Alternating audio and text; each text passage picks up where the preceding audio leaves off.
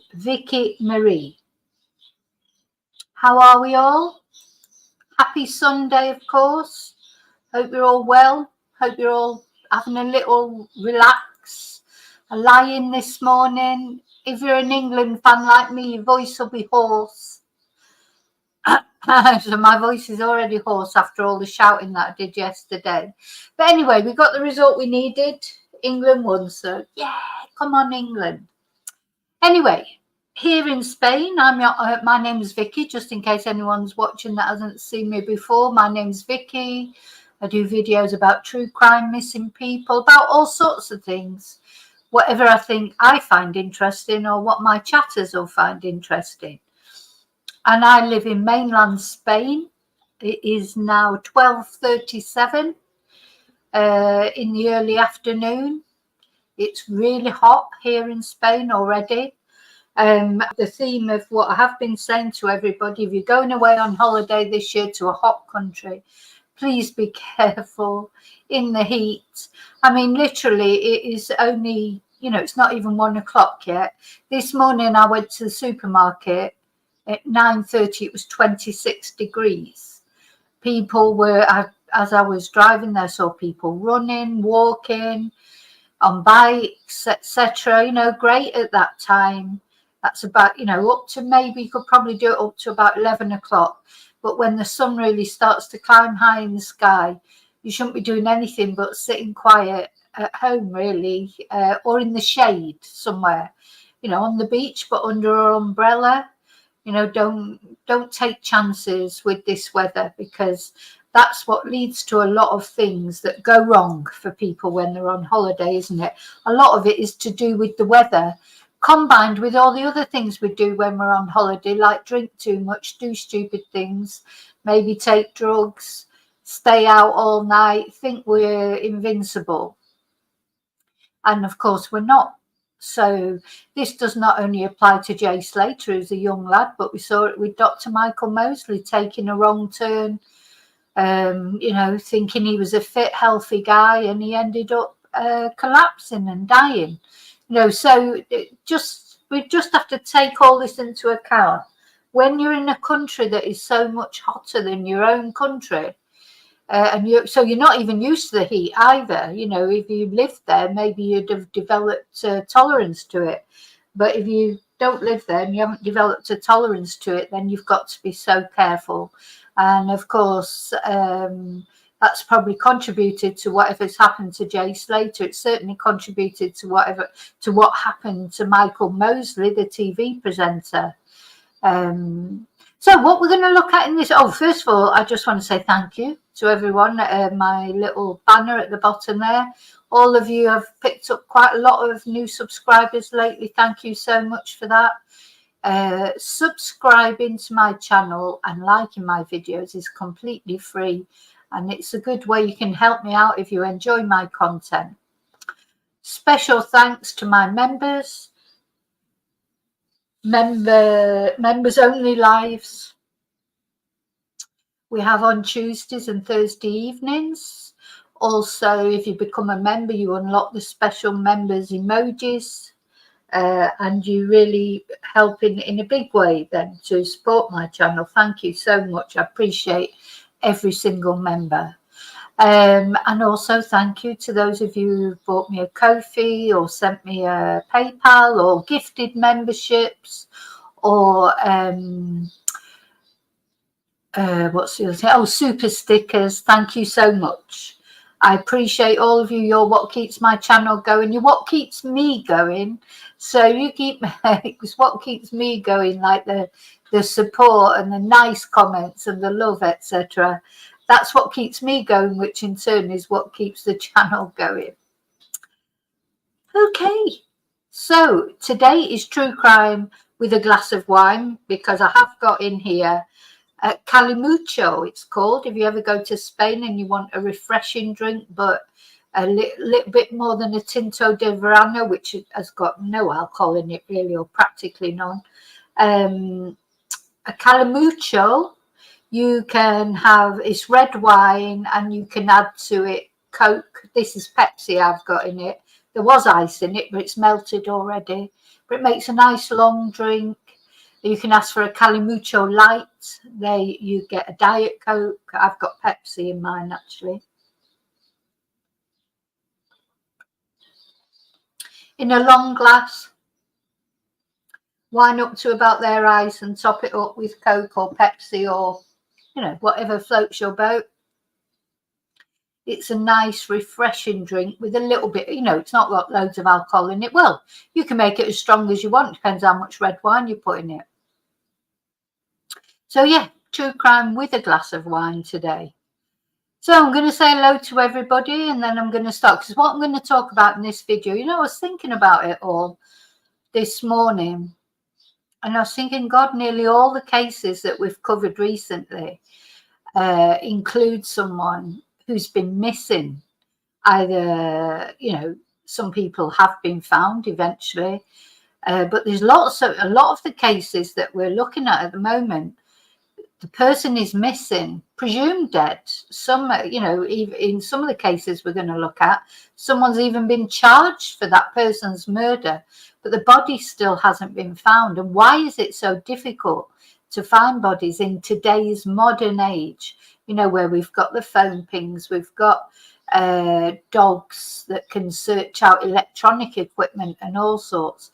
We've got the internet and triangulation, and there's so much more that we've got now, but still bodies elude us in certain environments, and not only bodies that have been hidden, because obviously if someone's gone to the lengths to hide a body, that's bound to be difficult to find.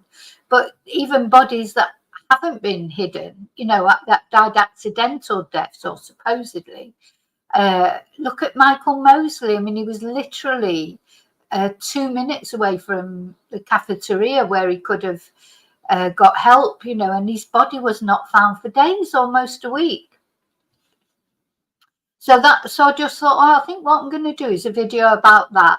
There's not really any news about Jay except, the usual sort of news of the family have been doing this and the GoFundMe that and a bit of drama here and a bit, but real news like, that Jay has been found. I mean, I'm always expecting it every minute.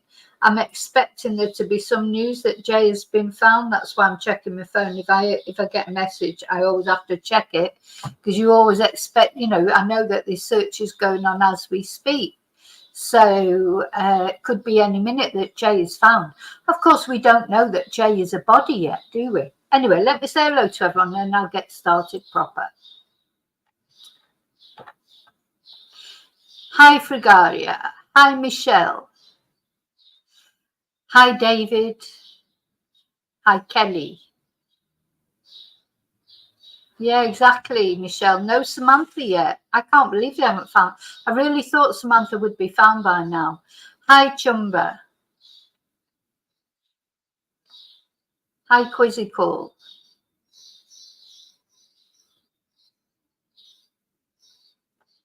Hi, Claire. Hi, Maria. Hi, Heather. Hi, Queen Kate on the Cook Islands.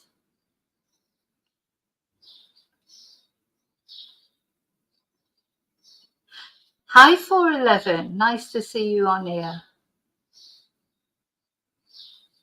Mike. Tenerife. Well, Tenerife is a nice place to go in February. All the Canary Islands, I've been to Lanzarote in February because they are warmer, but it's always windy. It's windy most of the time. That's the problem with Tenerife and like Lanzarote. So even when it's cool, when I went, everyone was walking around with like bright red faces because the wind really sort of burns your face.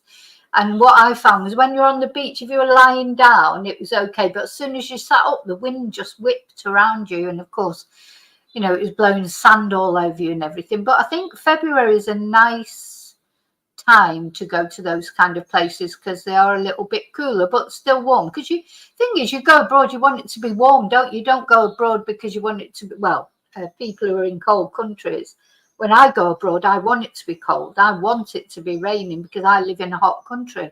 But if I lived in the UK still, when you go on holiday, you don't want it to be cold, do you?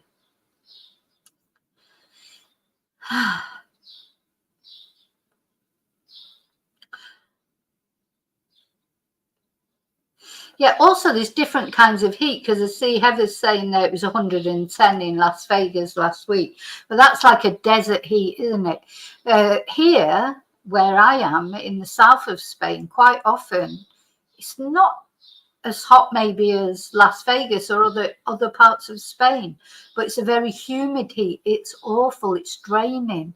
It saps your energy. You know, if you go somewhere where it's a dry heat, it's a different kind of heat. It's hot, but it honestly, you can, when it's humid, you could just literally be sitting here and sweating, not even moving. And it's horrible, you know. You feel all clammy. You're peeling your clothes off at the end of the day. Nothing feels comfortable. This is why I'm always wearing this green. This is so comfy, this green top. And I lost it. I couldn't find it for a few days. I was like, oh my God, you know, where's my green top? It's just so comfy to wear. Got to wear comfy things. Hi, Jacqueline. Yeah, you could. Hi, Maka. Thank you so much.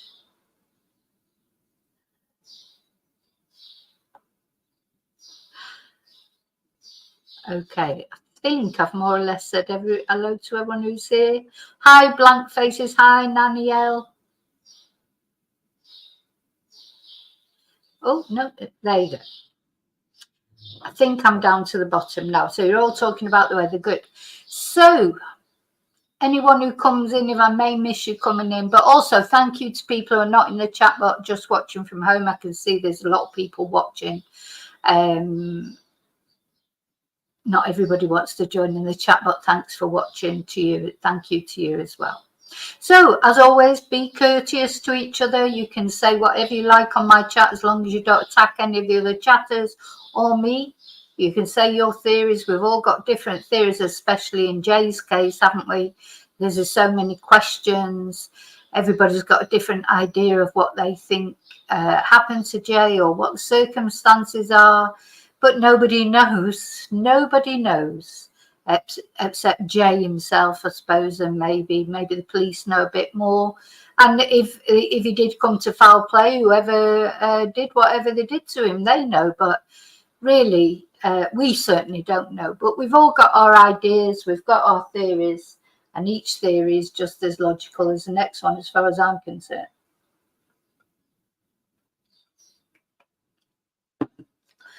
So I just want to start off with Jay's case because, of course, you know, the title of this video is "Why is it so difficult to find bodies?" We don't know that Jay is a body yet. You know, Jay could be hiding somewhere. Jay could have been kidnapped, could have been staged, as some people say. You know, there's so many different theories and we don't know for certain any of it. So, but, you know, if he is in that park somewhere, you know, a lot of people think, well, why hasn't he been found yet? You know, and you're bound to think that because it has been searched extensively. There's been drones, there's been helicopters, there's been sniffer dogs. Currently, it's being searched by, Jay's family. I think Paul Arnott is supposedly still there. We're going to have a little look at his latest.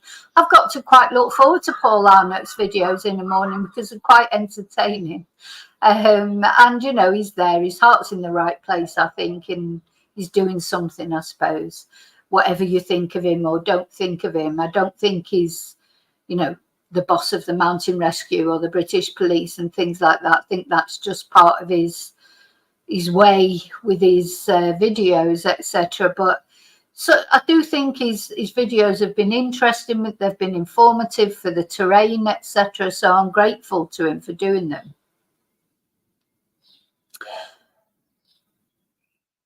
Okay, so let's have a look at his video to start off with. So yeah, we don't know if Jay is a body. So I'm saying, why is it so difficult to find bodies? May not be a body they're looking for. Maybe like that Spanish investigator said, that he's alive somewhere drinking rainwater and eating plants. But I don't think so. But you know, nothing would surprise me in this case ultimately. So I don't know if you saw Paul's video this morning, but it was quite funny because he's got a dog that keeps attacking him. He says this dog attacks him every morning. So let's just have a look. Absolutely crazy. It's absolutely mad to be. Stop. Right.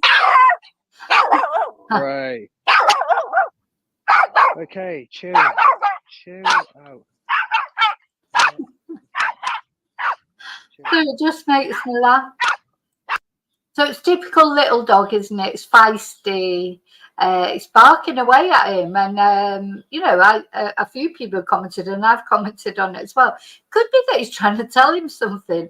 You know, it won't be the first time that dogs do that. They have led people to, you know, things. You know, just don't know. Maybe you should just follow it. Maybe it's barking at him and saying, "Oh, here's that guy that's searching for Jay. Come on, I'll show you where he is." You know, and I'm sort of half joking, but, you know, who knows? There's been plenty of evidence of dogs telling people, coming to get people and tell them where to go, recognising that a person can help. I'm not saying this is what's happening in this case, but I do think it's quite funny. Hey, stop.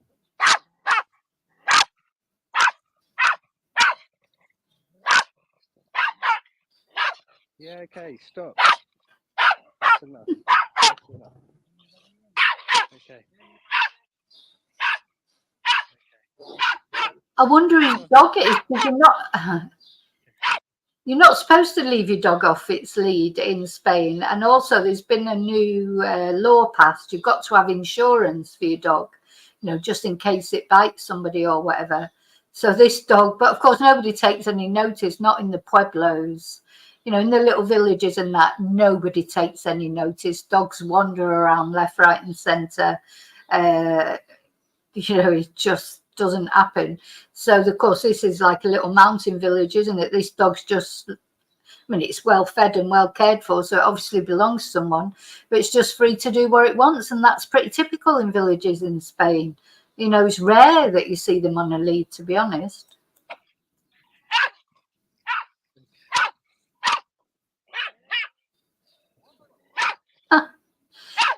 Determined not to let him go past.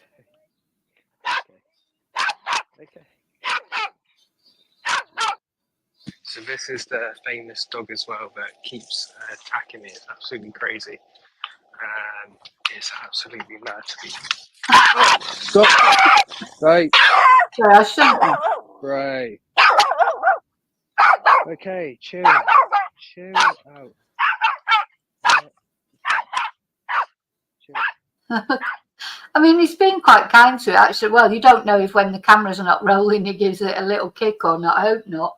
But it's a feisty little thing. It's not actually biting. But, you know, little dogs can do a lot of damage, just the same as big dogs. Hey, stop.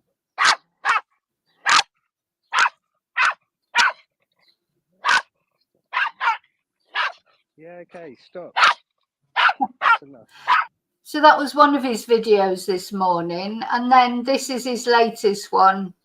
Yep, he's going off searching. I'm just heading up to one of the search points. I'm going to do a few hours of searching this morning.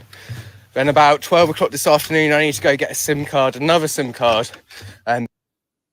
Another SIM card, the saga of the SIM cards. But this SIM card, I need it to actually allow me to make phone calls. Because the one I've got at the moment is just internet. Now, I don't know if it's just because it's a Sunday, but this place is empty, guys. Normally there's like tourists everywhere and people from all around the world. I've noticed there's a lot of French people over here. Well, people from everywhere, to be fair, guys. But it's just empty. I've just seen Pedro. I don't know what Pedro was doing. He's obviously been awake a lot earlier than me this morning. He's must have been driving up the mountain.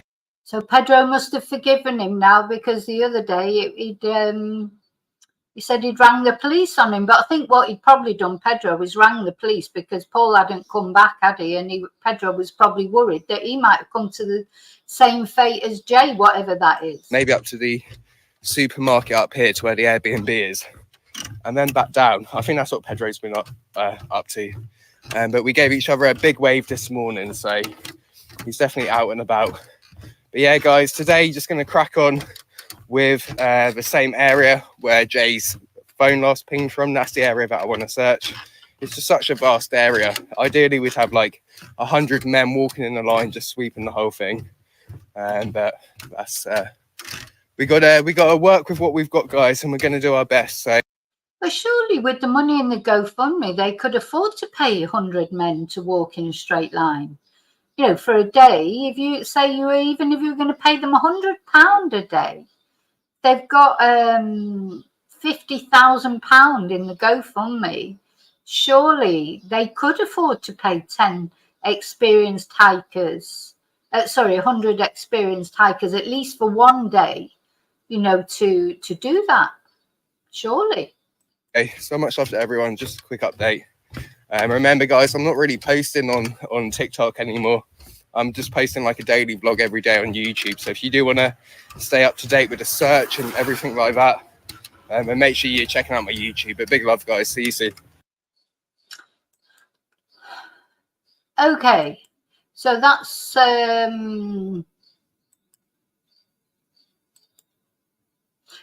Paul's update. But what I want to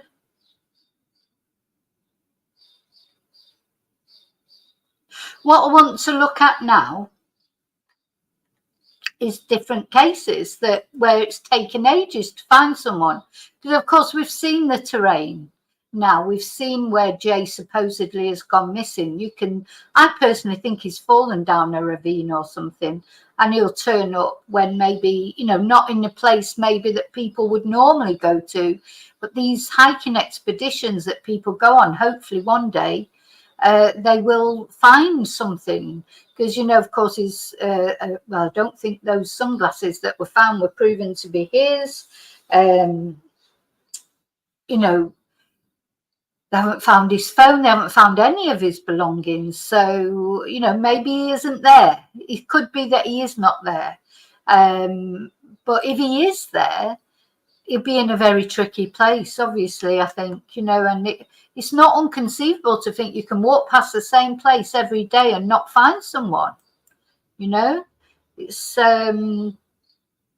not, it wouldn't be unheard of for that, would it, to just keep walking past the same place. That's what happened with Michael Mosley. Let's just have a look at this Michael Mosley case now.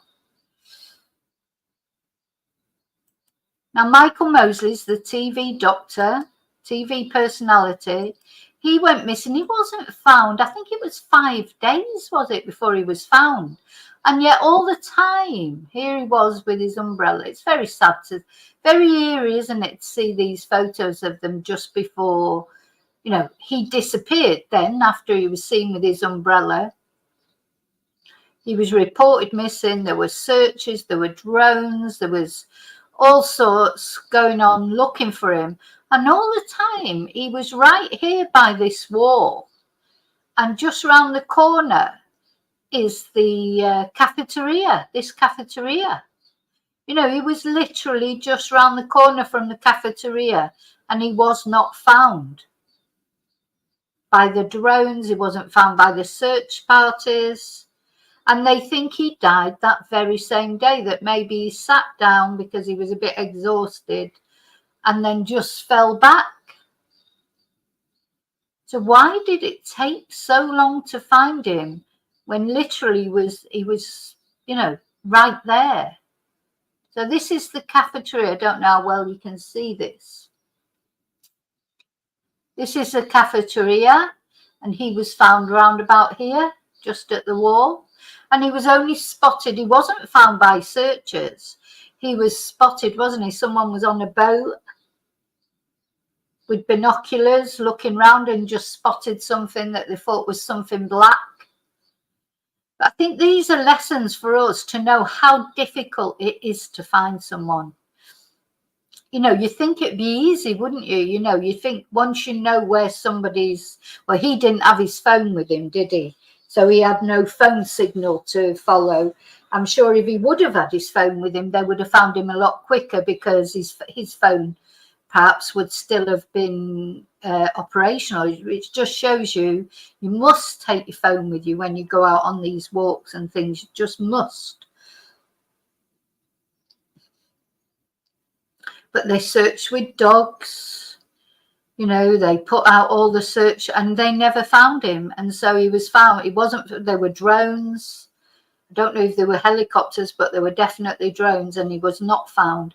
He was just found by chance by someone who was on a boat scanning the terrain with their binoculars. And all the time he was there. People were there at that cafeteria eating lunch, having a drink, you know, for about 5 days. And he was there. It's odd, isn't it? You know, you think, you know, not meaning to be graphic, but wouldn't the body have smelt? Or, you know, maybe because of the wind and the dryness, because this is on the Greek island, wasn't it? It's like a desert there. So he was one that wasn't found for days, even though he was right there under everybody's noses, bless him. He was there. And he probably died that very first day. Now, another one, of course, Riley Strain. That's a case that we followed. Now, this is a different sort of a different scenario, and there was a river involved. But they went the Cumberland River in Nashville. Riley went missing, didn't he, after a night on the tiles, or a day on the tiles. He was celebrating with his friends, his frat brothers. He was going from bar to bar. His autopsy did say that he drowned through excessive drinking. That was the result that was found. So it says he died from accidental drowning and intoxication. But he was missing for 2 weeks, nearly 2 weeks in the river. And of course, again, the longer people are missing and their bodies aren't found, the more rumours start up, don't they? Conspiracy theories, people saying that he'd been attacked. Let's have a look at this video. It's very sad, this as well. They're all sad, but heart and prayers go out to you all for this very unfortunate. I take you to Nashville right now, where police there say they found the body of missing college student Riley Strain. Let's listen in. At a company that adjoins the Cumberland River that have been searching for anything that would pop up on the river, and especially looking for Riley Strain if he would surface here. As they were removing an object from the river, they noticed what appeared to be Riley Strain pop up. The fire department was called in, retrieved the body from the river. The medical examiner's office reviewed the body, and we confirmed that it is Riley Strain. The family has been contacted. There are no signs of foul play at this time, according to the examination here at the riverbank. Mr. Strain still had the shirt on that he was wearing, still had the watch, and other identifying factors that helped us identify who he is. I want to say to the family, my heart and prayers go out to you all for this very unfortunate and tragic incident. I also want to say thank you to the Nashville community and the outpouring community of the outpouring support from the community in trying to help us locate Mr. Strain. I also want to say thank you to our USAR team and to the fire department and OEM and TWRA and everyone else, and including the media, for everything that you've done, for the countless tips that came in. We received nearly 200 tips as of yesterday that we were vetting out. So at this time, the family's been notified. There would be an autopsy more than likely sometime today, and we'll have a little bit further from that point. So thank you. Chief, can you tell us, is there any other additional evidence that points you to the theory that it seems like you've been going after for a while now? It's just that he fell into the river. So this is heartbreaking because Riley, when he walked past this policeman, he seemed to pull himself together, probably because it was a policeman, and the policeman said, "How are you, sir?" And he said, "I'm fine, how are you?" And then literally probably not much more than 30 minutes after that, he was probably dead in the river. The theory that it seems like you've been going after for a while now, it's just that he fell into the river, accidentally. Yeah, there's no other evidence that suggests anything other than we have reports that normally under these circumstances with his height and weight that he could have surfaced between 14 and 20 days. This is the 14th day, so we were really expecting anytime soon to find. Yeah, now he's saying a little bit like what was said with Nicola Bulley, and we're going to look at the Nicola Bulley because she was, again, someone who disappeared for 23 days. And we all know what sort of frenzy broke out, speculation from that, and is still going on. And this sort of theory, that, well, it's not a theory, it's fact. I think that after 14 days, that's when you can expect bodies that are in the river to appear because they fill with gases. I mean, it's horrible, isn't it? And I think with Riley, it had been 14 days. I can just see in the chat, sorry, I've probably missed loads of you coming in. I'm sorry. Hi to everybody who's come in. But a lot of you are talking about Mr. Mosley. Yes, he was diabetic. So that's another reason why he shouldn't have been walking around in the full heat of the Greek summer, because as far as I know, he wasn't on insulin or anything. That's why he started all these fasting diets, etc., because he thought he could reverse. You can reverse type 2 diabetes with diet, and that's why he devised these fasting diets. But I was surprised at that because I always thought with diabetes, the trick was to eat little and often rather than, just a few big meals, like not to leave it too long without eating. But anyway, he did it, and he apparently did reverse his diabetes. So I don't know what his diabetes was like when he went missing, when he died. But, if he had diabetes people do suffer from dehydration. So, definitely shouldn't have been walking around in the heat of the summer. But now Riley didn't have diabetes. He wasn't walking about. I think with Riley, unfortunately, I really do think, and I thought it at the time, I just think he was very, very drunk. He may well have gone behind a tree to relieve himself or whatever and fallen into the water. I mean, nobody, we can't know exactly the precise thing that happened, but we could see when he was walking around the streets, he was falling over, etc. So it would have been probably quite easy for him to fall in the river. But again, a lot of people still think there was some foul play, and the trouble is how can you prove it? In fact, our search teams was going to put in the water here this morning and then search from this point further down.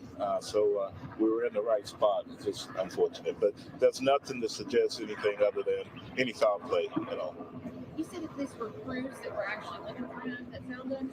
Yes, that's so the workers typically on the river, whether it's barge companies, concrete companies, other businesses that actually are on the river, and they look routinely. It's happened countless times before. And as they moved, I believe, a barge, and don't quote me on that, they removed something from the river, and as they moved it, they noticed Mr. Strain, so and called it in. Typically work on the water. So it seems like Riley was trapped underneath something. So a lot of these cases that we're going to look at in this video of bodies that have taken a long time to be found, they haven't been found by the police or searchers. They've been found by accident. Like Riley was found by a worker. Michael Mosley was found by accident by someone who was on a boat just scanning the territory. They weren't actively searching the ground. If anything, they were searching like from the sea. And all the ones, I think, a lot of the ones we're going to look at were found by accident, even though they'd been being looked for so long. When they were finally found, some of them the searchers had given up looking for. We're going to look at one of those next. The search had been called off completely, and then they were found. But Riley, he was found by a worker. It seems that, you know, unfortunately, it was a tragic accident after drinking too much. Weren't necessarily search crews. Right. Yeah. Okay, thank you all. Thank you. Okay, so the next one we're just going to look at is one that if you're in the UK, you'll know about. If you're in another country, you may not have heard about this. If you watch my channel, you will, because I covered it. And this was little Xielo.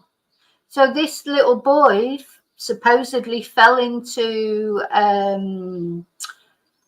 river, fell into the river in Leicestershire. Now, he was not even found in the river when he was finally found after the search had been called off. So everyone looked for this boy, including, you know, Super Sonar, whose little girl and boy fan base were out saying, oh, send Peter Falding, he'll find him, like he's some sort of miracle worker, even though he couldn't find Nicola Bulley. And in fact, he did say she wasn't even there. But, you know, he's got his little fan base. They put pressure on the family put pressure on the police. Off he went. He was only there 3 days. And then as the media attention waned, so did Peter, because he's only interested in media attention. But yeah, poor little Xielo fell into the river. Finally, so in February he fell into the river. He was not found until June. Bless him. And of course, it would be a tiny little body. And he was not found in the river. Now, it's important to remember that at the time, there were floods. You know, at the time that this happened, there was terrible weather, which impeded the search. Because, you know, it's very difficult to search when it was pouring down with rain. It was flooding, you know, across onto the meadows. And this is obviously what happened to Xielo.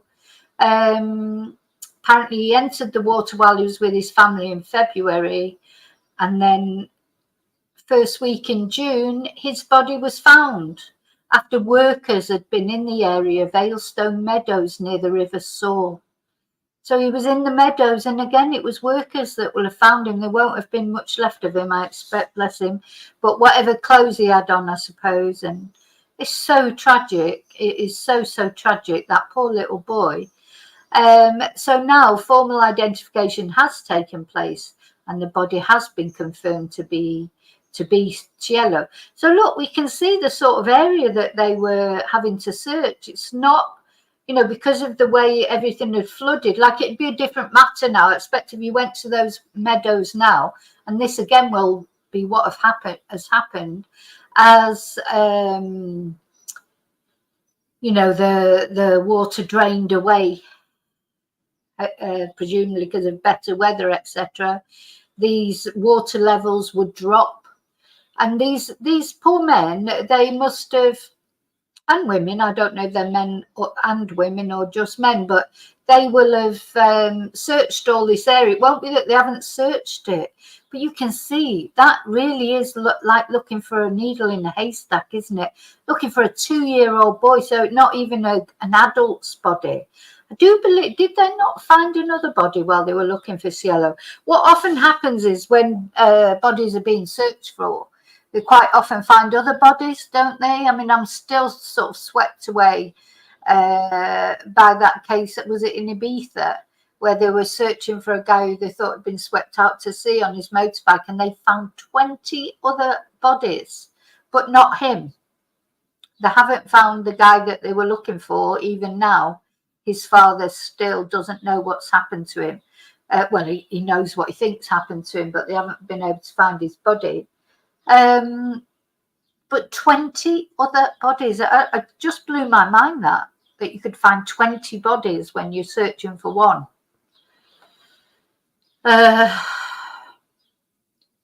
So that was poor little Xielo. from the 18th of February to the first week in June. Eventually the search had been called off, and again found by a worker. Rest in peace, Xielo. God bless. So let's have a look now at Nicola Bulley.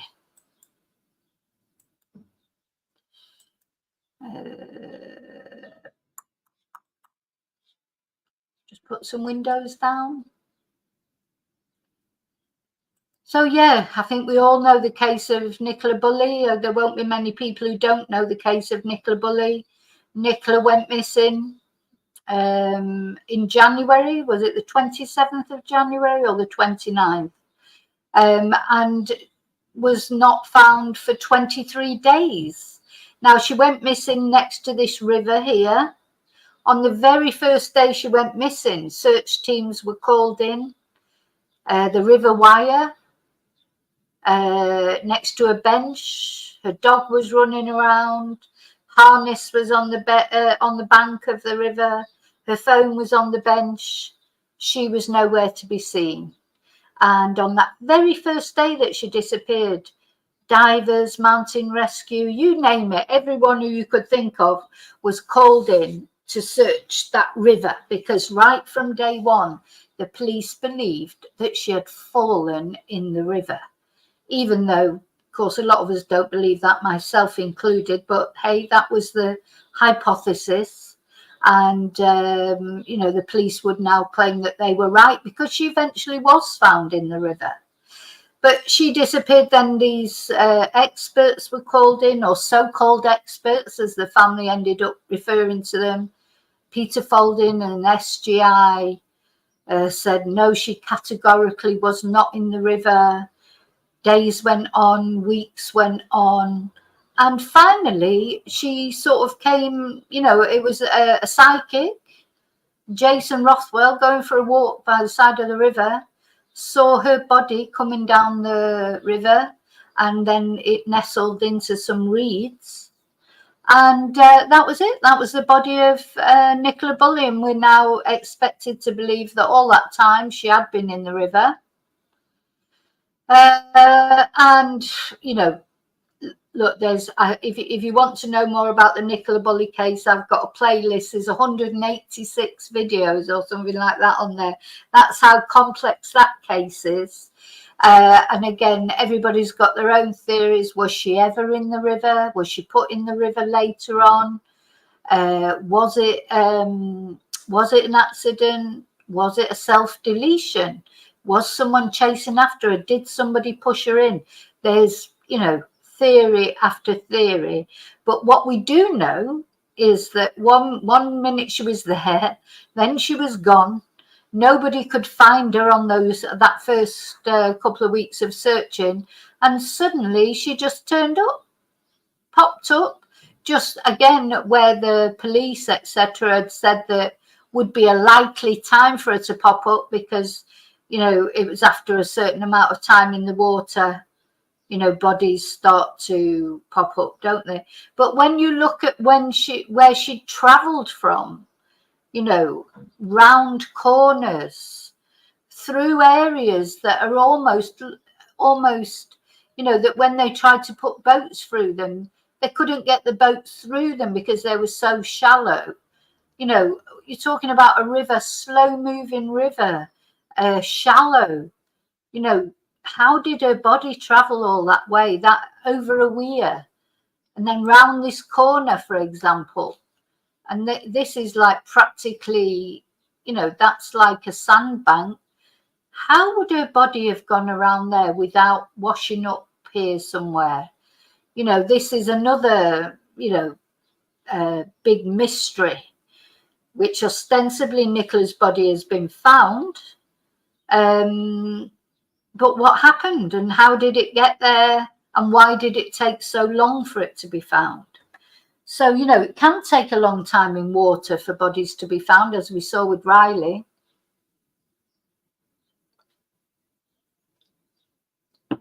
And Xielo.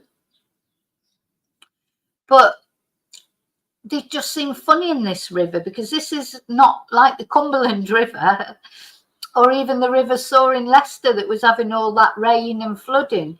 This is a very gentle flowing, shallow river, you know. So that was another one, wasn't it, that we're all still not convinced of, you know, questions still being asked about why that body took so long to find.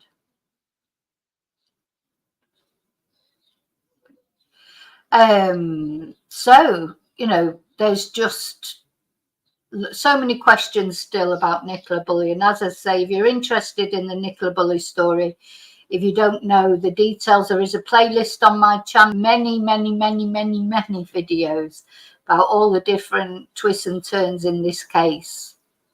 But that's another case where it took a body so long to be found. Okay, let's look at another one now.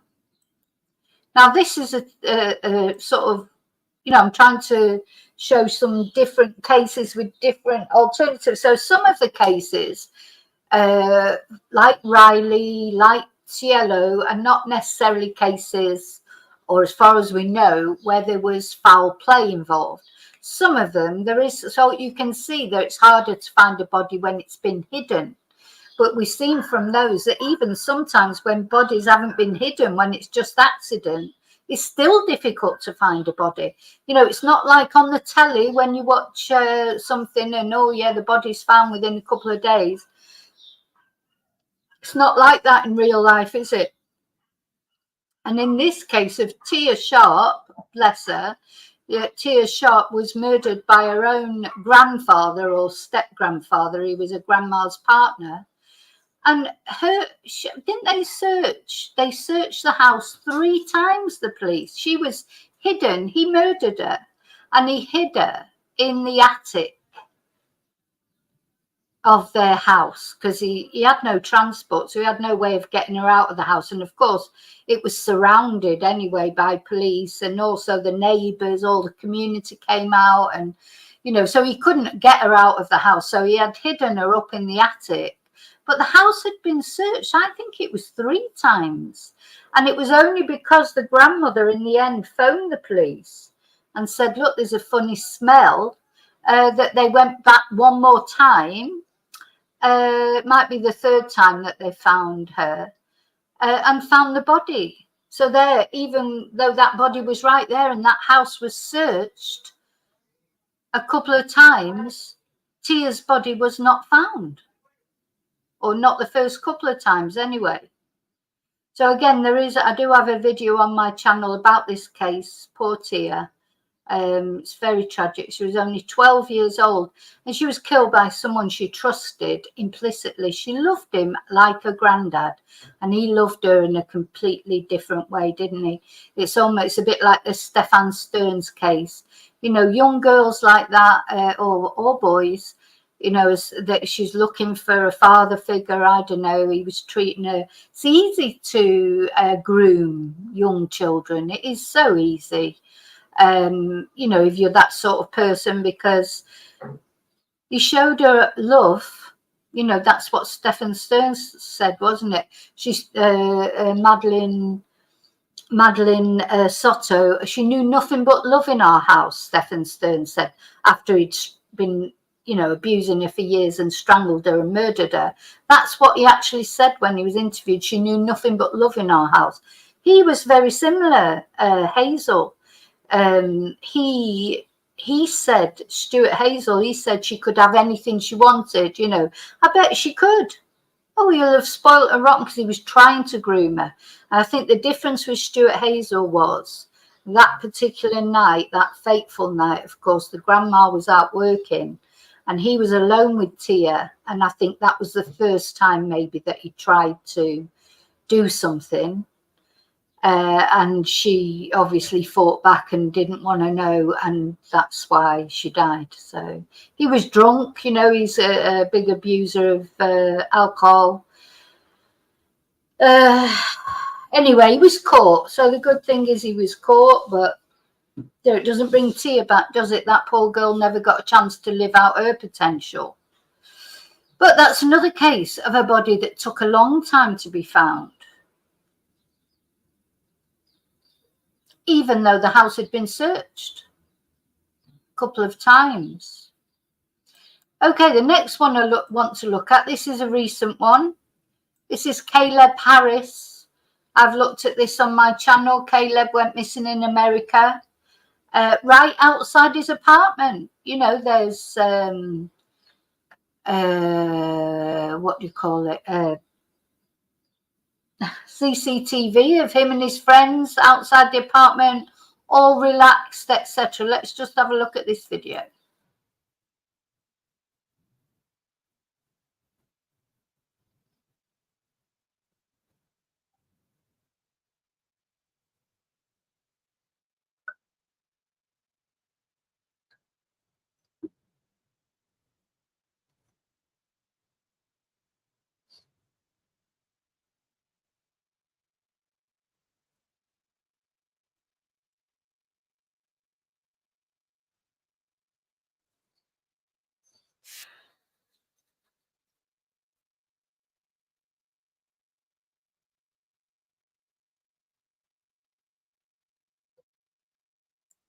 Now, one thing I want to say is that they've said it can take weeks. It may take weeks to identify. It hasn't been identified definitely as Caleb yet, but put it this way, they've let his father know.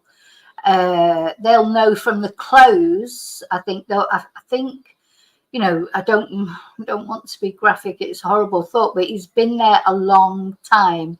I don't think the body is intact. Again, it was a worker that found him. You know, it would just be awful. It'd just be a case of putting him together again and trying to make sense of what they've found. It's awful, awful, awful for the family. So awful. But you know what? I think what can be more awful, of course, is never knowing if Caleb's body had never been found, although it's dashed any hopes, you know, that their son is coming home again.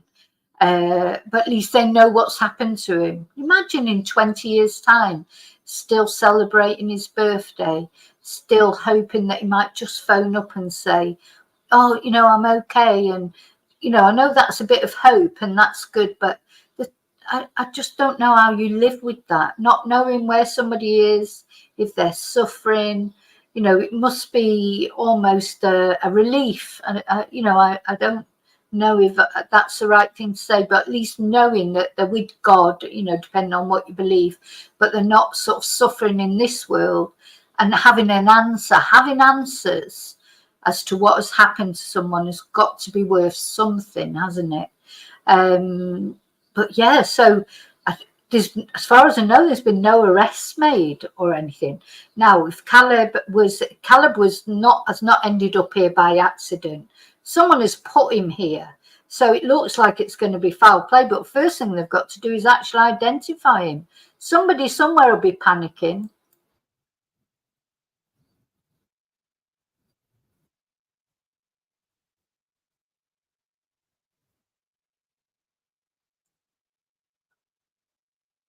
Oh, I'm not sharing, am I, as usual? Sorry. Have to wait for a while before we get the answers. Let me go back to the beginning. And welcome to News 4 San Antonio at 10. I'm Jonathan Martinez. Tonight, people from Corpus Christi to New Braunfels are waiting for answers. A body was recovered in Corpus Christi just a field away from the home of Caleb Harris. Harris has been missing now for nearly 4 months. The New Braunfels native and Texas A&M Corpus Christi student vanished just outside of his apartment.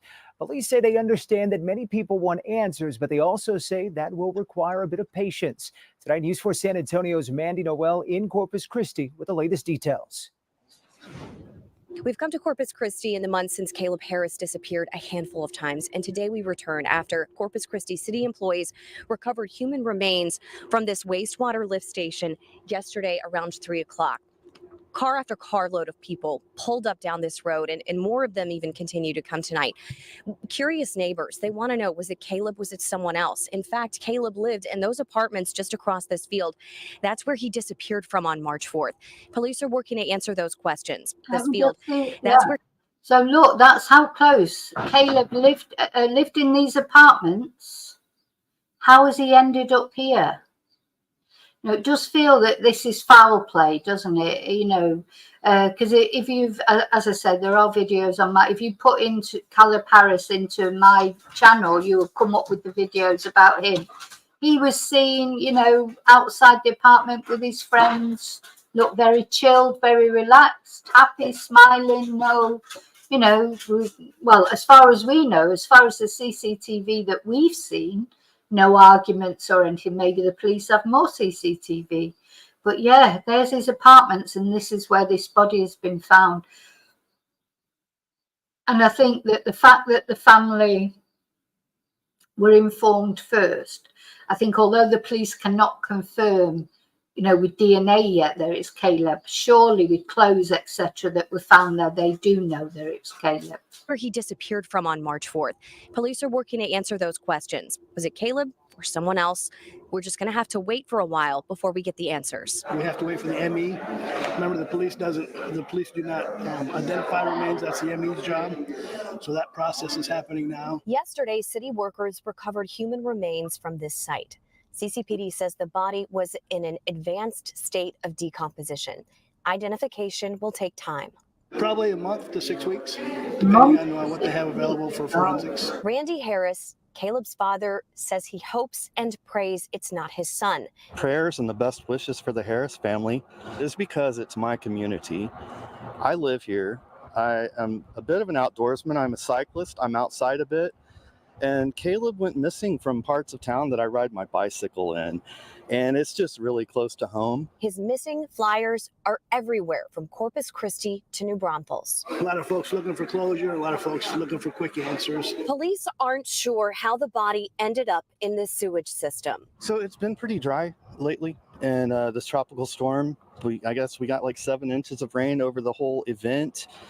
And I think that just kind of shook up the sewage system, and wherever that body may have been, it just kind of flushed it out, if you will. Police say there's no way to know right now if this was foul play or... Yeah, because I think the general thinking is that maybe he was in the sewers originally and he was washed into there. I mean, it could have been an accident. Who knows? I mean, crazy accidents happen, that's for sure, but it looks like there's not going to be answers for quite a long time. Or a terrible accident. For now, we wait for the medical examiner. At that time, we'll know whether we can bring closure to existing cases or start a new case, or even if there's any foul play. Today, CCPD Assistant Chief Todd Green told me the body is undergoing an autopsy. It's possible we could have a preliminary cause of death sooner than we get an identification. In Corpus Christi, I'm Mandy Noel for News 4 San Antonio. So that's interesting, is it? So we might get, I suppose, the big dog's just come down. Oh my God, hello. We might get cause of death before we even get an identification. Because you always think, oh, it must be really easy. You know, if they've got a bone even, you know, can't they just take the DNA and check it against Caleb's father? It just shows you, doesn't it? You know, we think, because I do think, it's because of programs on the telly and stuff, you know, where everything happens so quick. Of course, it doesn't happen so quick in real life. But I must say, you know, if I would have been on a quiz and it was saying, you know, could you get DNA from a bone, you know, from a skull or from any, you know, even if all that was all that was left, you would think you just get, all you'd need to do is get the DNA off the whatever was left, match it against his dad, and you know what. You would think that it would be quick, wouldn't you? But obviously it isn't. So that's more torture for his dad, you know, and his family, his friends, you know, waiting. The waiting, it's got to be the worst, isn't it? So, hi, Tracy. Hi, Ali. Hi, anyone else I've missed? Kerry. I've probably missed. Hi, Heather. I think I missed. Hi, Coco. I try and say hello to people that I might have missed.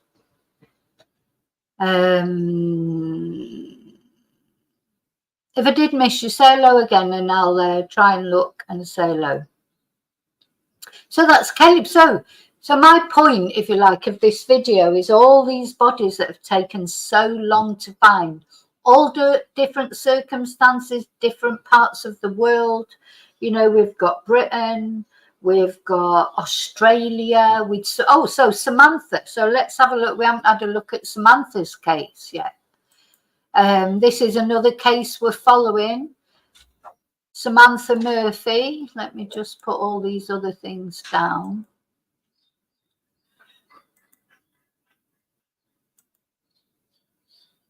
So Samantha Murphy, she was 51 years old, mother of 3, went for a jog again in February. February seems like a very, very dodgy time. It just feels like everything happens in February. Went for a run near her home, just never came home, did she? And there was it took quite a long time. You know, nothing was found, although the police declared that, well, first of all, they said there was no foul play. Then they said it was foul play. Then they said that she jogged for 7 kilometers and then been attacked in a deliberate way, and that it was murder, even though they had no body. But obviously this, because she was wearing an Apple Watch, so I think it's from her Apple Watch data that they knew exactly where she had been attacked, and they had reason to believe she was dead. And maybe it's because it stopped recording a heartbeat then, I would imagine. I don't know that, I'm just supposing that. Let's have a look at Samantha.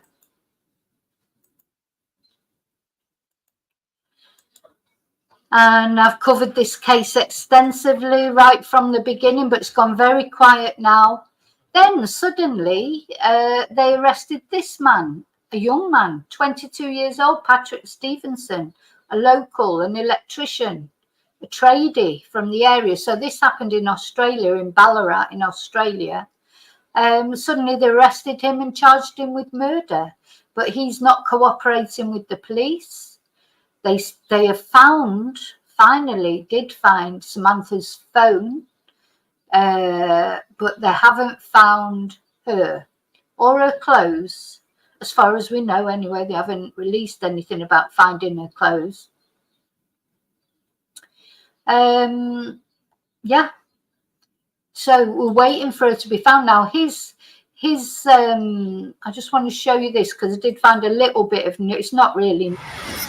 Husband of missing Ballarat mother Samantha Murphy has made a fresh plea for information as the search to find her body continues. Mick Murphy says he hopes the man charged with his wife's murder, Patrick Oren Stevenson, will start to cooperate with authorities. It comes after police spent more than 6 hours searching in bushland south of Ballarat yesterday. That location is about 13 kilometres away from Samantha's home in Ballarat East. So they think she's nearby. You know, they're searching, the police are doing, I mean, it's a massive area.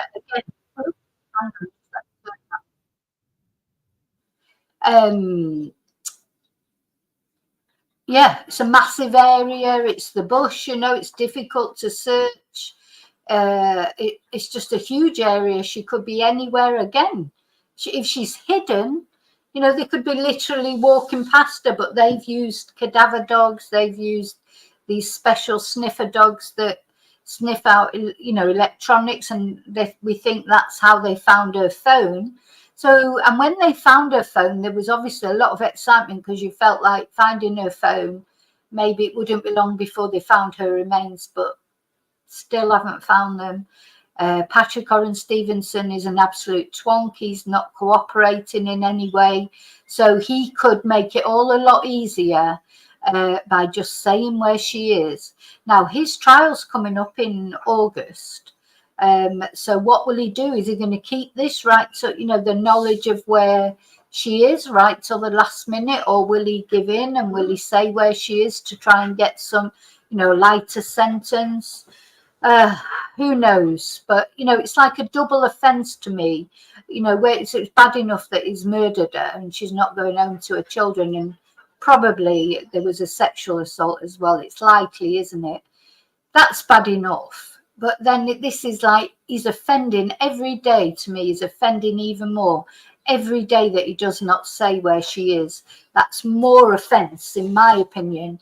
And he should get extra time put onto his sentence for every day he does not admit where she is.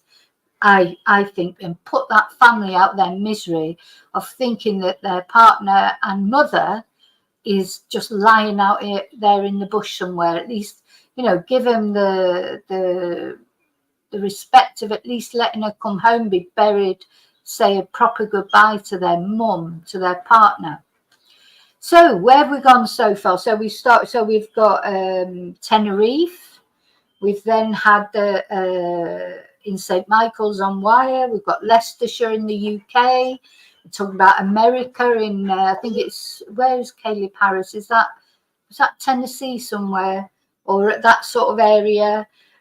We've got Ballarat in Australia. So these are all different cases. What they've all got in common is they've been quite high profile, but they're all similar cases where remains have not been able to be found, or they've taken a long, long time to be found.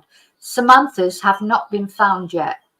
Then I just want to look at another case that we've been following, which is Anna Knezevich. Now, Anna Knezevich is an American citizen, though she's originally from Colombia, but she's a citizen of Florida, or she was, and she came to Spain. You know, I find this case especially poignant because she came to live in Spain, in Madrid. Let me just find some pictures of her and put them up. She was going through an acrimonious divorce with her husband. She came to Spain for a breath of fresh air, to start a new life. 40 years old, looks a lot younger. You know, and starting a new life in Spain, was really happy. This is her husband, David Knezevich, the Knob, as I call him. Horrible, horrible man. So when she went missing, so one day she was texting her friends, the next minute she went missing in Madrid, in Spain. And then these strange texts appeared saying, supposedly from her to her friends and her family, saying that she'd met a guy on the street and they'd made an instant connection, and she was going off to spend some time in his holiday home just outside Madrid. And that was it. Never heard anything from her since. So David, he's from Serbia, and he said he was in Serbia. Although he's got a home in Florida and a business in Florida, which was their business they had together, he said, "Oh no, he doesn't know anything about it." His lawyer was all over social media saying, "Oh no, nothing to do with David," blah, de, blah, de, blah. Anyway, then it turns out that David actually rented a car in Serbia, and when he took it back a couple of weeks later, the mileage on it was consistent with a trip to Madrid. Also, it had tinted windows and it had a new number plate. Then the other thing that happened was, because in Anna's apartment building, the CCTV had been sprayed out by a man with a motorcycle helmet on. So it turns out it was him. So he had been in Madrid, he'd gone to Madrid, he'd sprayed out the CCTV with a black spray paint. The police, the FBI, have been working with the FBI, and they found that they found CCTV of David in Madrid buying this spray paint and duct tape in a local ferreteria. That's like a hardware store. Anyway, then for some reason he decided to go back to Florida, and he was arrested the moment he set foot on American soil. The FBI were there to arrest him, and he's in prison. He's been charged with Anna's murder. He's pleading not guilty. But of course, they have not found Anna yet. He won't say where she is. He's saying she's alive somewhere. She could walk in any moment. That's what his stupid lawyer said as well. We're just hoping that Anna might just walk in at any moment. Well, she isn't going to walk in at any moment, because he didn't even spray the CCTV properly, and it turned they've captured him coming out of the lift carrying a suitcase. So not only was seen buying the black spray paint and duct tape, because he was, you know, not even clever enough to spray over the CCTV properly, they could see him coming out of the lift carrying what looks like a large suitcase. So the supposition, of course, is that poor Anna, who's a very tiny petite woman, was in that suitcase. Now, where is she now? Where has he put that suitcase? So the police, and in combination with the FBI, they are searching for Anna probably as we speak. They'll be following his data pings, how he travelled back to Serbia, where he went past, you know, using his phone as a guide, I would imagine.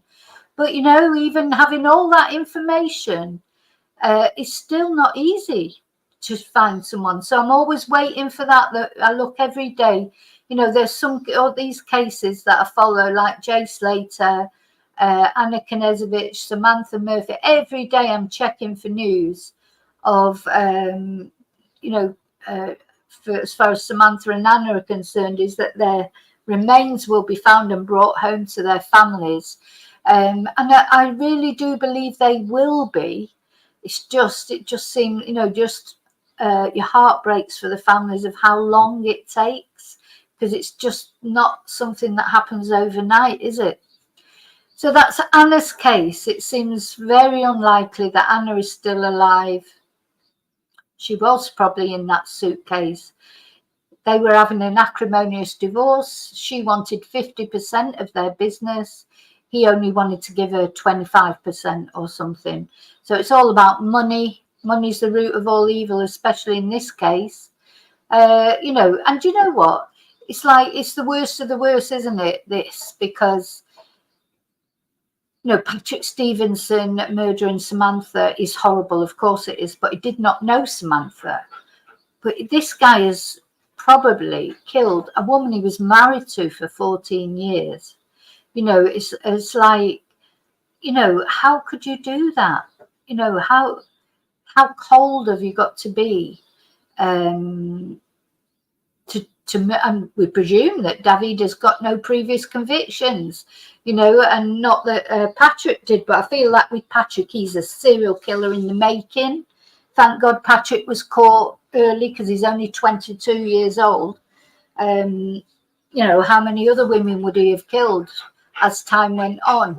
You know, you don't just wake up one day and think, oh, I know what I'll do. I'll kill a jogger. You know, like these things build up for a long time. And as far as we know, he hasn't done anything before, Patrick Stevenson, but he's still young. You know, all serial killers have to start somewhere.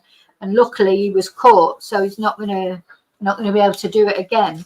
But David is a different breed, isn't he? Because he's done it to somebody he knows, somebody he once loved, all over money.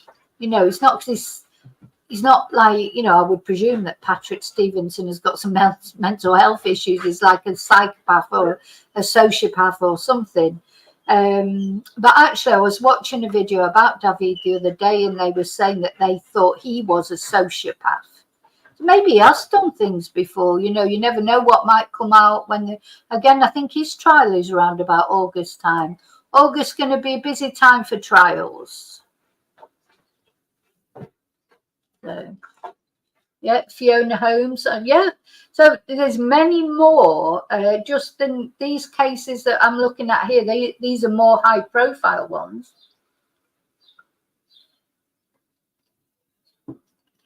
But there's so many others. So I'm glad you mentioned that 411, because we'll have a look at Fiona. Because Fiona Holmes, this is a UK case. Her murderer, let's have a look.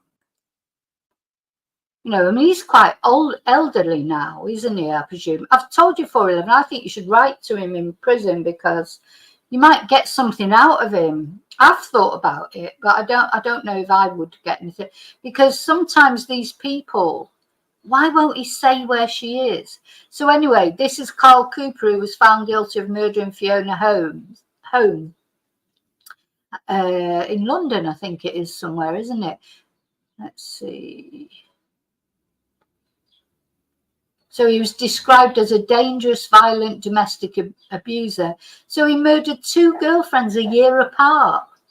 He's been jailed for life with a minimum term of 35 years. That's not a very good sentence, is it really, for murdering 2 women? You know, 35 years for murdering 2 women. Why is it not life? You know, why is it not a whole life tariff?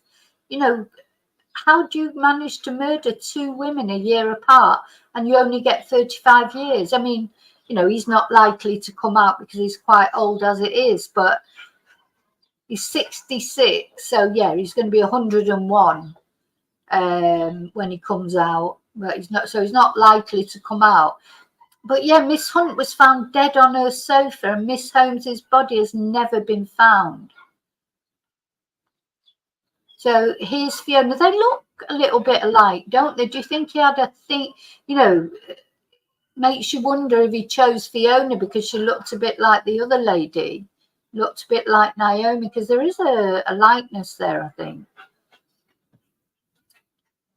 So anyway, so he was told that I'm sure that you over many years have been a great danger to women.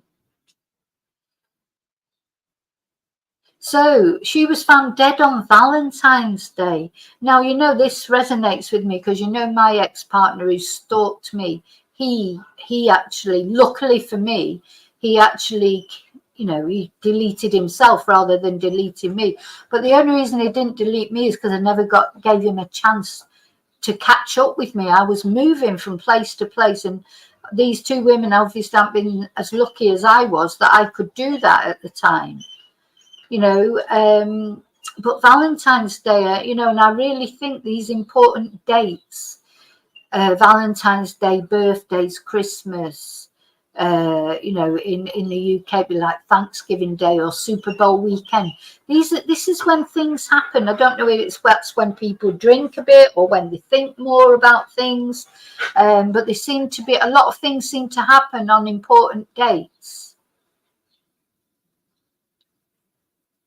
So she told officers Handyman Cooper was obsessed with her and had been stalking her, leaving her really scared.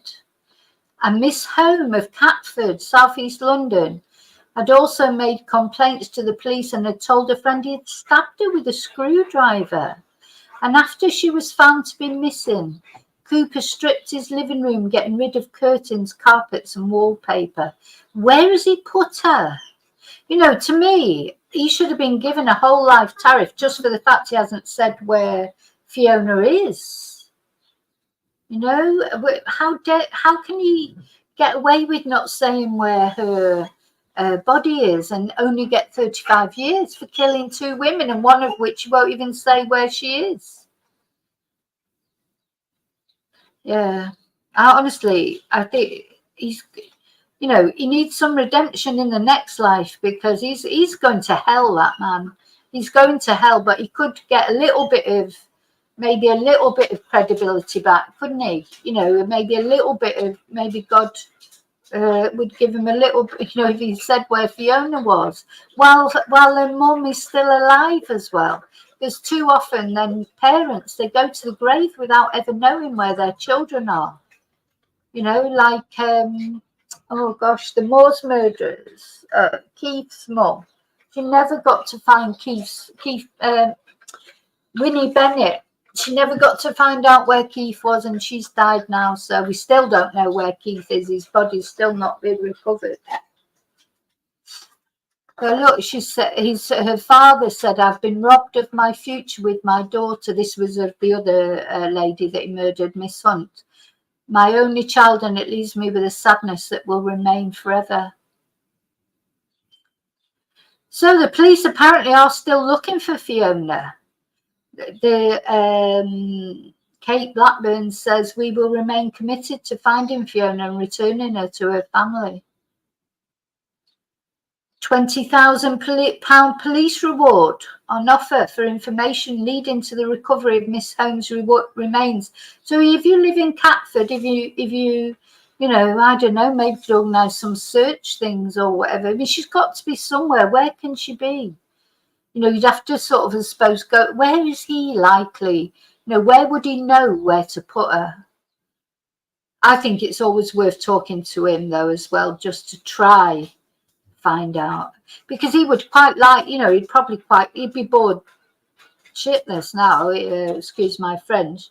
Maybe quite like a bit, you know, it's amazing what you can get out of these kind of people. So, yeah, there's another one. Poor Fiona. Or a poor family anyway. Fiona's in a better place, hopefully. But it's a family that are suffering. Okay, who else was I going to talk about?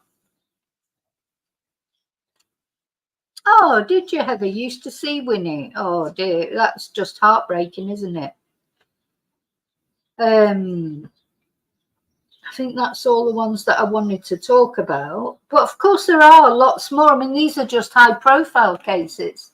You know, there's loads of missing people who haven't been found. Sorry, I was just looking for my glasses to make sure. Anyway, it don't matter.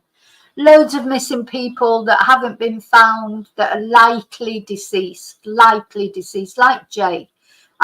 Unfortunately, I'd like to believe that Jay is still alive, but I you know, I did in the first couple of days, but I just think every day that goes past, it's so unlikely.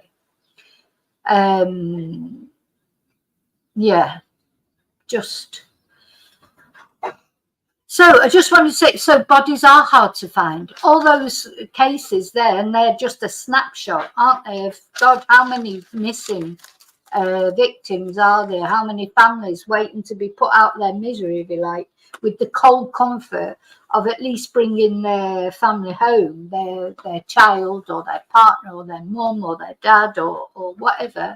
How many people out there, you know, wherever? I mean, we've only covered, like, you know, you're talking about the UK, America and Australia and Madrid, I suppose, Spain you could count, but there's loads all over the world, you know, and bodies are hard to find. So I don't think it's strange that they haven't found Jay yet, if he is there and he has died accidentally.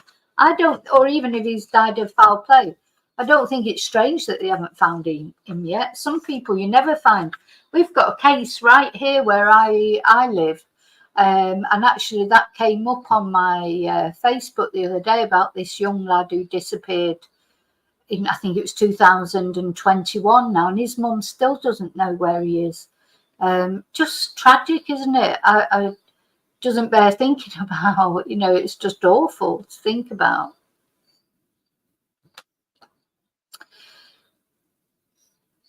Oh, Maggie, well, I hope you're right. I hope you're right. I like that. That's positivity. I wish I could be that positive. I honestly wish I could think that.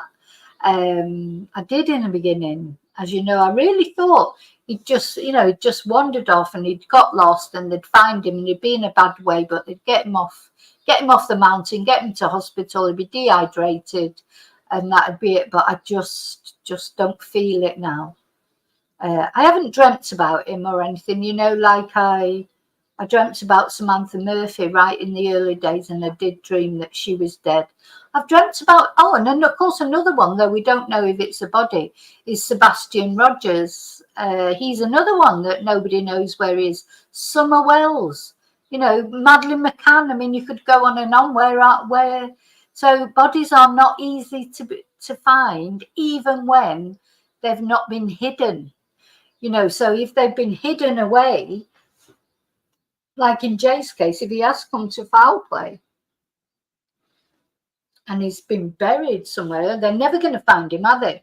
You know, the best chance of finding him is if he hasn't come to foul play, really, isn't it?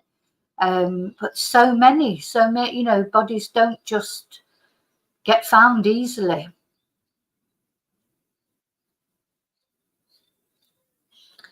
Yeah. He might be somewhere against his will. Yeah, it could have been kidnapped. That's almost the best case scenario, isn't it? So that's even his dad said that. He said, I hope somebody has taken him off this mountain. He probably prefer that he's being held somewhere. But there have been no ransom demands as far as we know.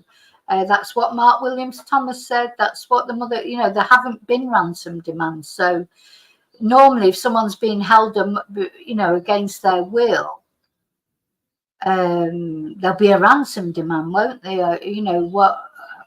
But who knows? Yeah.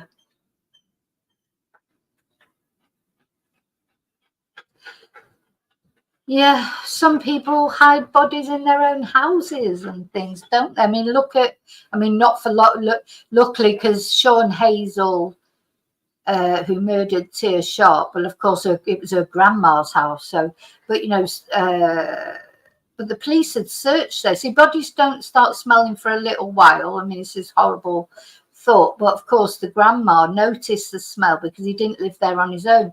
But other people that live alone, I mean, there's cases of them keeping bodies in fridges. Look at Jeffrey Dahmer, how many bodies he hid in his own apartment. And even though his neighbour was complaining about the smell and going to the police, etc., nothing was ever done.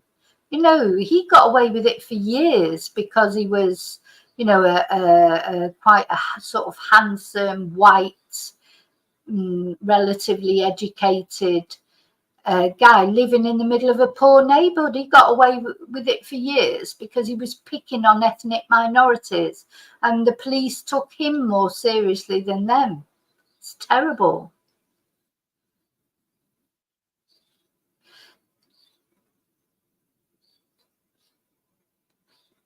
Oh gosh. Well, and look at the Rose West and Fred West, all those people buried under the patio. Dennis Nielsen, Peter Tobin. It's not, if it's even harder to find someone if somebody's deliberately hidden them. But I think my point of making this video is just thinking of how difficult it is to find bodies, even when they're not been hidden. They've not actually been hidden. Like water doesn't give up its secrets easily, does it? Rivers can take ages for bodies to turn up. If it's the sea, it's even harder, or a bushland and places like that. Look at that actor, Julian Sands. I've highlighted him a couple of times on here. Went off hiking in Arizona. Wasn't found for months and months, and was found by hikers. So you may know Julian Sands, you may recognize him from various films that has been. But when a group of local hikers started up Mount oh, hang on, let me share it.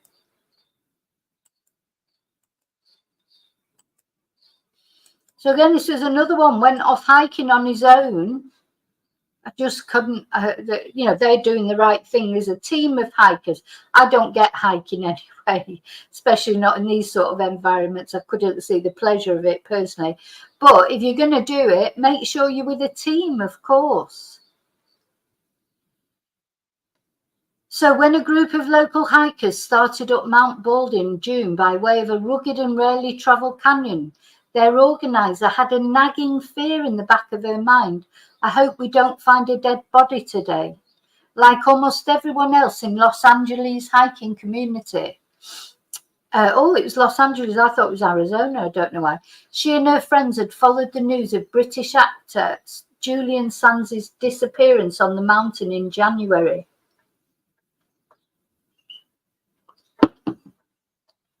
They knew that repeated searches by authorities, including one just a week before, with helicopters circling above and 80 people scouring the rocky terrain had come up empty. They also knew that the last known ping from Sands' cell phone put him on an icy ridge below the summit, where an inadvertent step could have sent him sliding uncontrollably into the remote canyon they were about to climb. So the hikers weren't completely surprised when 3 hours into their ascent, one of them spotted a boot. They found another boot a few yards up the hill, then some trekking poles and some bones. Close by, they came upon a pile of dark winter clothes, and in a pocket they found a wallet with a driver's license. And the chiseled, angular face staring back at them was all too familiar. The name erased any lingering doubt. Julian Richard Sands. So he's quite a famous British actor. And he'd been missing for ages, months. And he'd been searched for. He was searched for. So it just shows you. And other hikers will have gone up and down there, you know, in that time. 5 months he'd been missing. So we must never think that, you know, people should be found instantly. It doesn't happen. So, yeah. Gosh. So he was in the room with a view in the killing fields. Now, I know he's an experienced climber, but again, he's 65. You know, sometimes do you think people, you know, I don't like thinking of age as a barrier to most things. But to some things, you know, your body does... You know, I used to walk a lot more than I walk now, and that's just walking. I've never liked hiking or anything like that. But I used to like squash, you know, playing squash, but I was struggling to play squash now. You have to do everything more slowly and not quite as, you know, not quite as adventurous. How many times do we hear of experienced hikers going missing and being found dead? You know, even younger ones, not only older ones. So he was reported missing on January the 13th. And of course, then the weather all contributes into finding them. That's the problem up in Tenerife. You know, the weather is a bit weird up there, you know, so it's got its own little microclimate. 1 minute it's raining, then it's cloudy, then it's boiling hot. Yeah. So this is the mountain where Julian disappeared. Sad, isn't it? Very sad.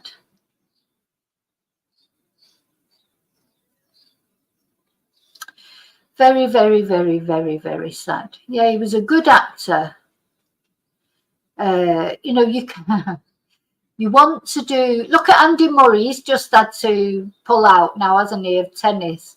You know, he's still a brilliant tennis player. I mean, none of us would be able to play tennis against him, I'm sure.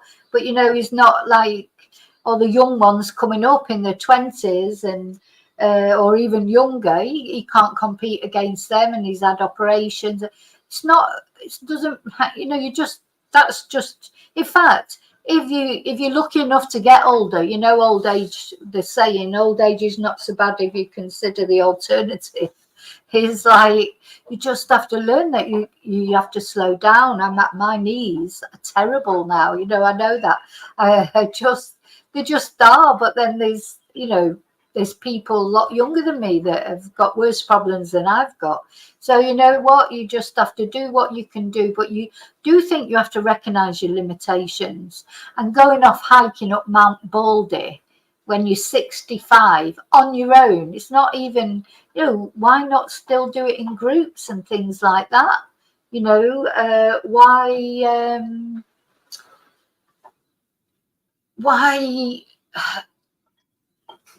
go on your own to a dangerous place like that at any age?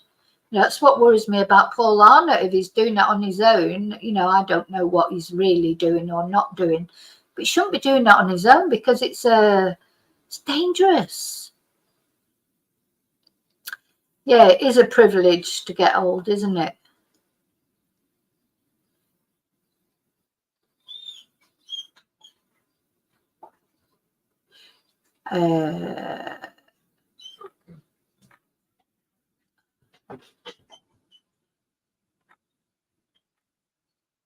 Susie Lamplugh, yeah. Well, they do know who murdered her, of course. They know who murdered her, but I don't think they'll ever find her. Susie Lamplugh. She won't get found. It's very sad, but they do know who murdered her, or they think they know who murdered her, don't they? Though he's another psychopath, isn't he?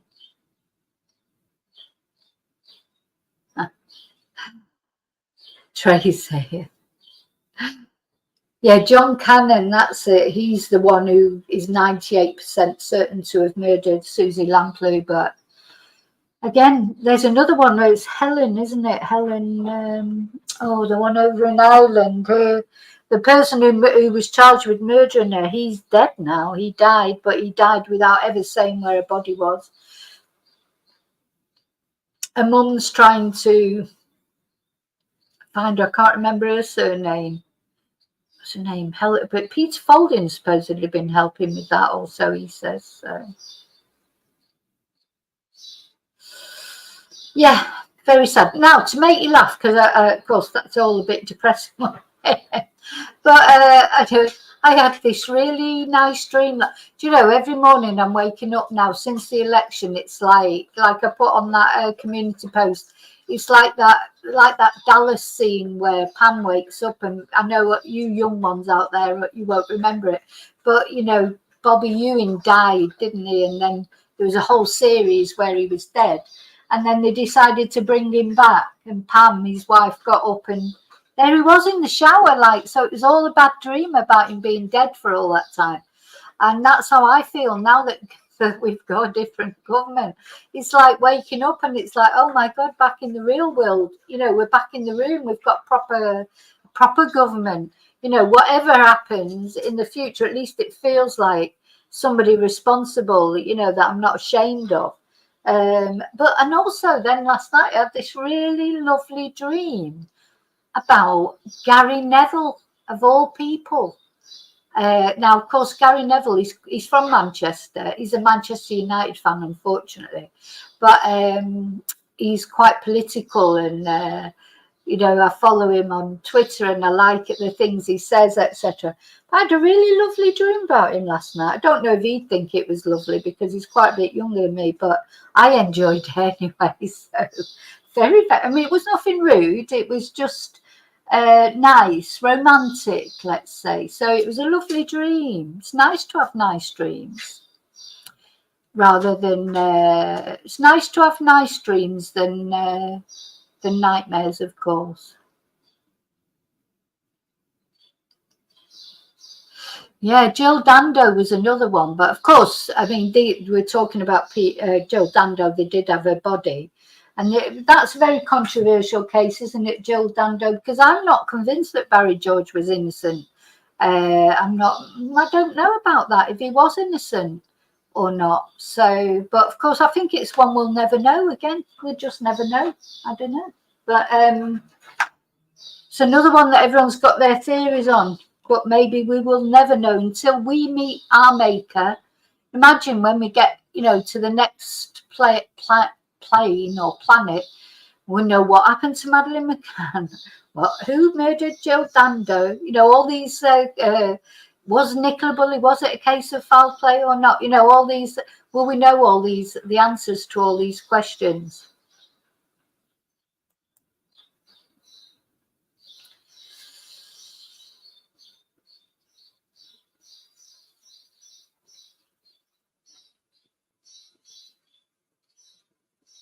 Yeah, sorry to hear about your sister, 411. Yeah, life is it's difficult, isn't it? You know, it is difficult. Yeah, Maggie. I've gotten on left now. I've got to go and get some more. I'm on Calamucho, red wine and Pepsi. It's Sunday afternoon. I'm a bit sort of, what's the word? Still a bit hungover. I don't mean it hungover in the sense of alcohol wise, like hungover from the England match yesterday, because once again it was like a trauma, wasn't it? I said to Jack, if I get through this bloody Euros without actually having a heart attack, I'd be surprised. Can't cope with it. I'm even thinking I don't think I'm going to watch the next game. I couldn't watch any of the penalties. I just sat there like that and waited for the, you know, for my son to either cheer or go, oh, you know, oh dear me, just, you know, why does football get you like that? It's only a game. It's only a game. Or it's not a matter of life and death. It's much more serious than that. We weren't jammy. We weren't jammy, David. Not yesterday. Not yesterday. We weren't. Saka's goal was not jammy. That was a fantastic goal. We played well. And our penalties, as our leader, Gareth Southgate, said, were impeccable. And you know what? We're so lucky to have Jordan Pickford. I love Jordan Pickford. He's my favourite player. Because, of course, he saved a penalty. I mean, he saved about 2, didn't he, when we lost in the finals last time? I mean, he must think, God, what more have I got to do? I saved 2 penalties and we still lost. So, no, we've got a good goalkeeper. The team seems to be gelling a bit more. So, yeah. No, you can't have Pickford. You can't have Pickford. Well, I'll have Gary Neville then.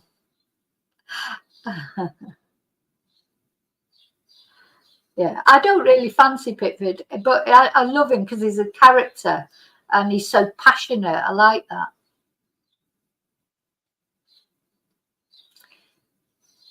Yeah. Don't you think, though, don't you think Harry Kane is not really turned up this time, has he, Coco? I don't know. Don't look happy, Harry Kane, to me. There's something, I don't know what it is. He's not, I know he scored that 1 goal, but he's not really, it's been practically invisible the rest of the time, I think. I don't know what that is, and when I look at him, I just think he doesn't look so happy, but I don't know.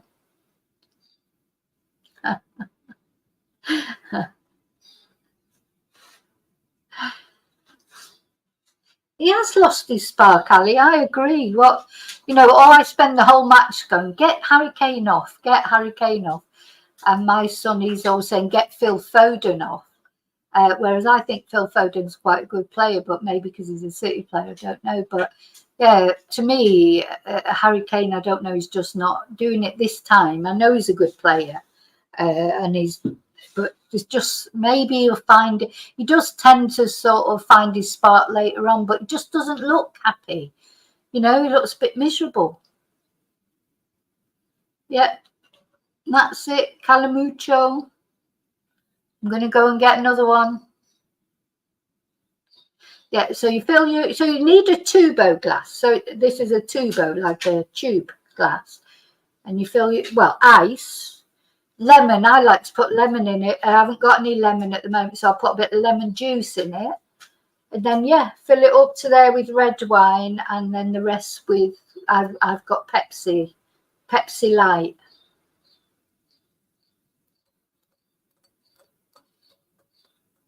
So in your house, Coco, does Gareth Southgate go like he does in our house, from being an absolute gilipollas? That's Spanish for wanker, and then the next minute is a genius, isn't it? Because we're going like, oh, you know, everyone's always like, put some subs on. Then, of course, when we went 1-0 down, he always waits till we go 1-0 down. Next minute, all the subs come out, and then Saka scored. But you can't argue with him really, because he's transformed the England team. I was trying to explain to my son, you know, England, you know, what we've been through over the years. Do you know what I mean? It's like, you know, we always get there or thereabouts, don't we? It's rare that I don't think we ever not qualify.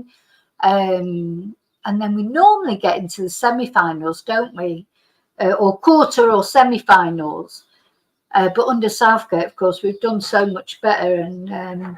But I tell you what, the team to watch for me is Spain. Spain are really good. And I don't want Spain to win because my friends are being insufferable, my Spanish friends. But they are good. Spain are good, aren't they? They're really good. And they're young and they're flamboyant. And, you know, I think they're the team to beat, personally.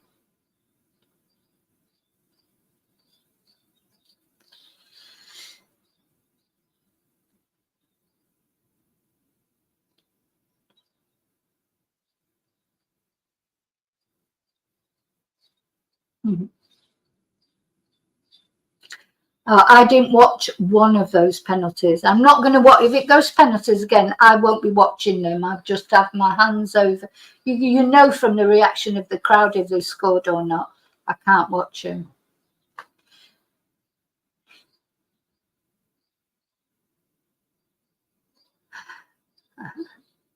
Okay. So anyway, I hope you've enjoyed the content. I hope you found it interesting.